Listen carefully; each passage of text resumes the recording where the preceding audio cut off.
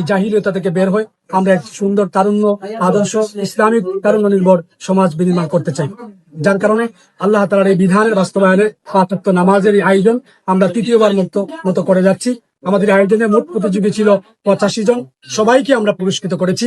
আমরা এই পুরস্কারের মাধ্যমে গোটা দেশবাসীকে আমরা এই মেসেজ দিতে চাই যে আপনারাও প্রত্যেকের ঘরে ঘরে ছেলে মেয়েগুলোকে নামাজি বানান, চরিত্রবান বানান, তাহলে আপনার ঘর আলোকিত হবে, আপনার পরিবার আলোকিত হলে সমাজ আলোকিত হবে, রাষ্ট্র এখান থেকে ভালো একটি মেসেজ পাবে।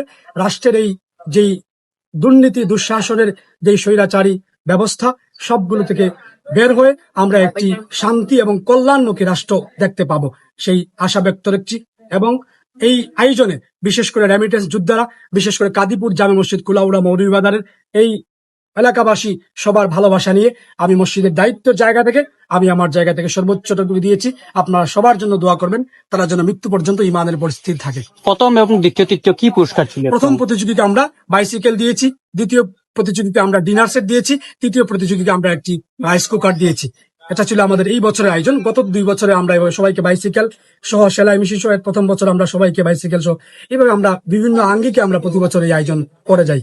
সকলের সুস্বাস্থ্য কামনা করছি। অন্য জেলার মানুষদের উদ্দেশ্যে আপনি কি বলবেন? অন্য জেলার মানুষদের উদ্দেশ্যে আমি শুধু এটাই বলবো যে প্রত্যেক মসজিদ হচ্ছে একটা সমাজের ইমানের কেন্দ্রবিন্দু, আলোর বার্তা। এই মসজিদ যদি আলোকিত হয়, মসজিদের মহল্লার মানুষ আলোকিত হবে। তাই মসজিদের সহযোগিতার জন্য প্রত্যেক ইমামদের ভালোবাসার জায়গা থেকে তাদেরকে হাদিয়ার মাধ্যমে হোক আর বেতনের মাধ্যমে হোক সর্বোচ্চটুকু দিয়ে যান।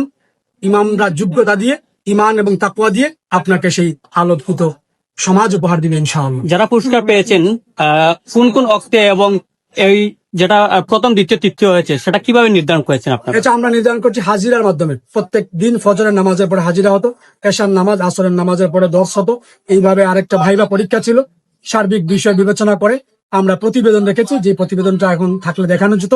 এর মাধ্যমে আমরা ৪০ দিন স্বাক্ষরে সর্বোচ্চটুকু যতটুকু করা যায় একটা মানুষকে নির্ধারণ করার জন্য আমরা সেইভাবে ব্যবস্থা করি। যারা বিজয়ী হয়েছে, আসলে এটা বিজয় না, যদিও এটা নামাজের বিষয়, তারা যে শুধু ৪০ দিন বা তাদের উদ্দেশ্যে আপনারা কি বলবেন যে আগামী নামাজ পড়বেন?